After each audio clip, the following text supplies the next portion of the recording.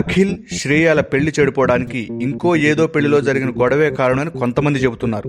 అఖిల్తో గొడవపడి ఎయిర్పోర్ట్లోని VIP లాంజ్లోకి Shreya వెళ్లిపోయిందట. Akhil request చేసినా రాలేదట. చివరికి నాగార్జున వెళ్లి బతిమలాడినా శ్రేయా భూపాల్ చీపొమ్మందట. 2 పెళ్లిళ్ళు చేసుకున్నావు, నువ్వా నాకు చెప్పేదంటూ కసురుకుందట. అప్పటికీ నాగార్జున సర్ది చెప్పినా వినకపోతే అఖిలే సీరియస్ అయ్యాడట. చివరికి 2 ఫ్యామిలీస్ పెళ్లికి నో చెప్పాయట. అంతా లాజిక్ లేని మ్యాజిక్ లా ఉంది. ఆస్తులుండొచ్చు కానీ నాగార్జున ముందు శ్రేయా భూపాల్ ఎంత? అయినా అఖిల్ లవ్ చేశాడనగానే ముందు వెనక ఆలోచించకుండా అమ్మాయి గురించి తెలియకుండానే శభాష్రా బేటా అంటూ పెళ్లికి ఒప్పేసుకుంటారా? ఎంక్వైరీ చెయ్యరా? అంత షార్ట్ టెంపర్ ఉన్న అమ్మాయి అయితే అఖిల్ 2 ఏళ్లలో ఎప్పుడు గమనించలేదా? నేరుగా నాగార్జునతో అన్న ఆ మాట అఖిల్తో అనకుండా ఉంటుందా? తండ్రిని అలా అని ఉంటే అఖిల్ ఊరుకునేవాడేనా?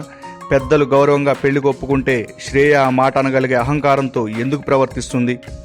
కాస్త ఆలోచిస్తే ఇదంతా హంబక్కని అర్థమైపోతుంది. మరి పెళ్ళెందుకు ఆగింది?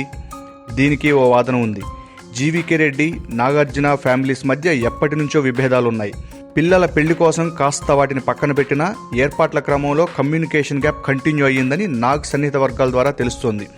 అదే సమయంలో అఖిల్ శ్రేయా భూపాల్ది మెచ్యూరిటీ లేని చిన్నతన ప్రేమ కావడంతో పెళ్లి ఆగిపోయిందన్నది మరికొందరి వాదన. అఖిల్ శ్రేయాల మధ్య ఏజ్ గ్యాప్ కూడా ఎక్కడో మూల అనుమానాలకు తావిస్తోంది.